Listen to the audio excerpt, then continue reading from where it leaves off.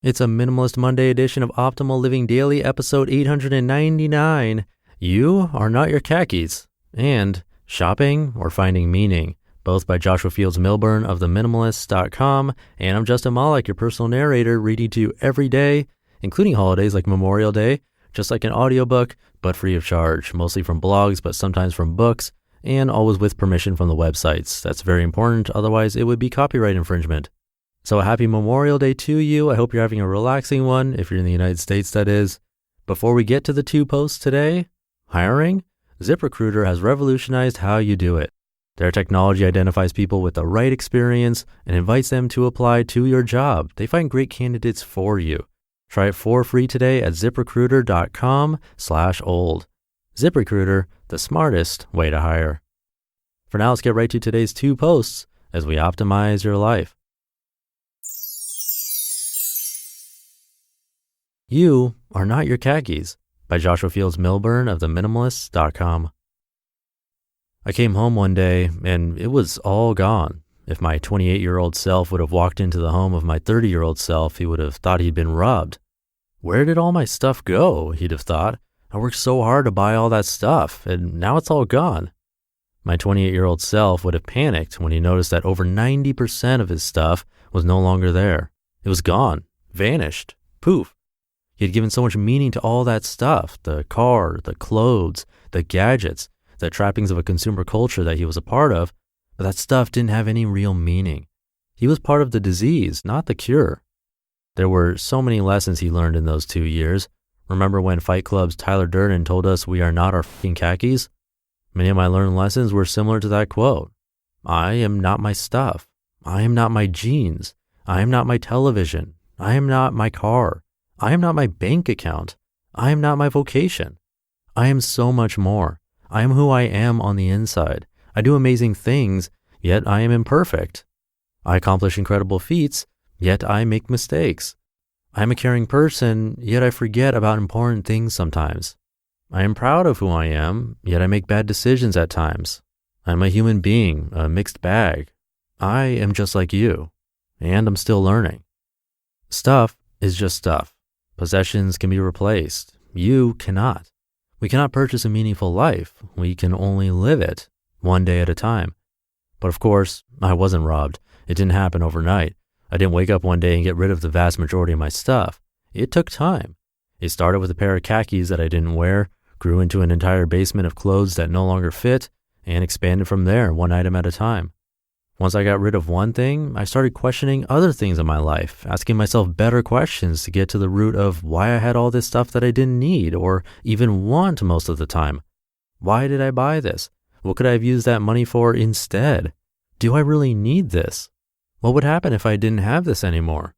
Could I replace this if I really needed to? Can someone else use this more than I can? Does this add value to my life? I kept questioning my possessions and getting rid of more and more stuff.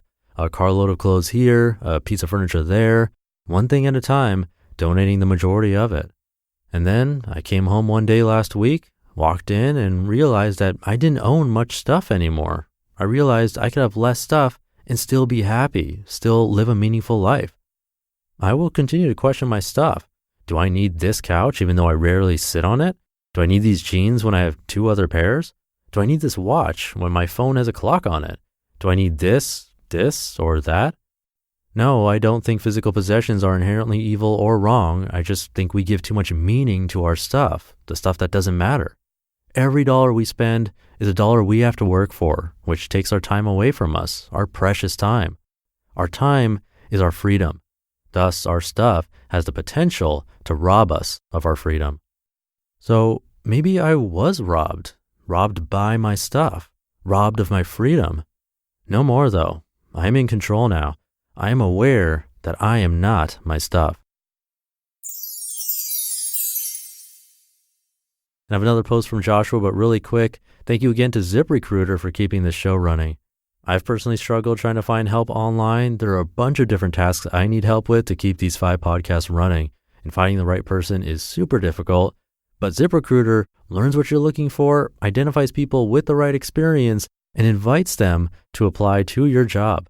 These invitations have revolutionized how you find your next hire. In fact, 80% of employers who post a job on ZipRecruiter get a quality candidate through the site in just one day. That's one. Compare that to my months of searching. The right candidates are out there. ZipRecruiter is how you find them. Right now, my listeners can try ZipRecruiter for free. That's right, free. Just go to ZipRecruiter.com/old. That's ZipRecruiter.com/OLD. ZipRecruiter, the smartest way to hire. Shopping or Finding Meaning by Joshua Fields Millburn of the Minimalists.com.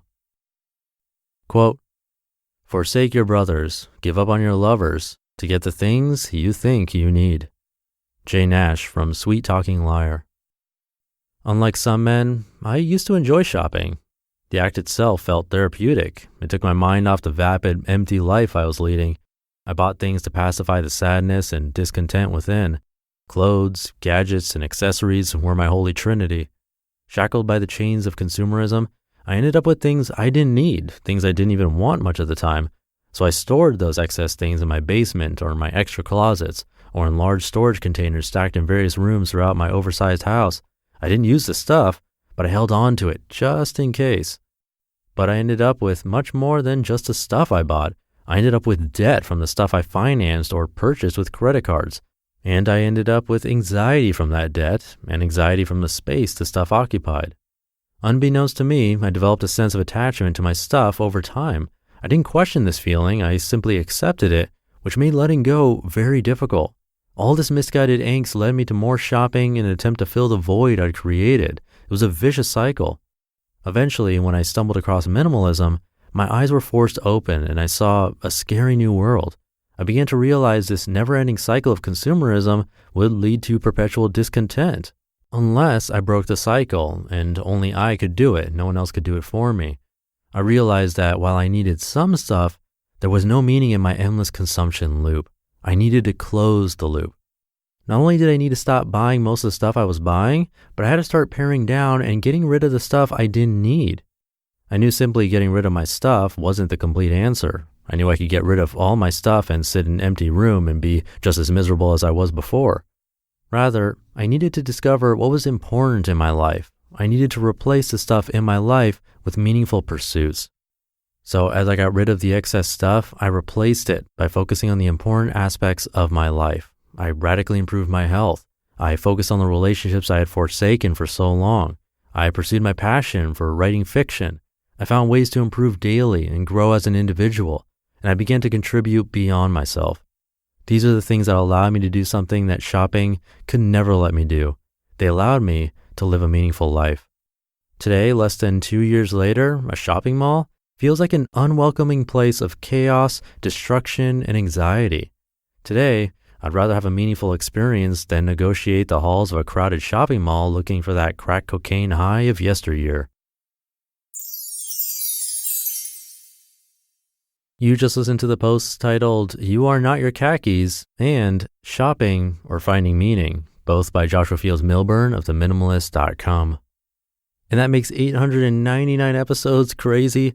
I should do something special for episode 900 tomorrow. I don't have any special plans, but I could do something silly like put my bloopers at the end so you can see how many mistakes I make and how many I edit out while recording these episodes for you. Sounds easy, but it isn't.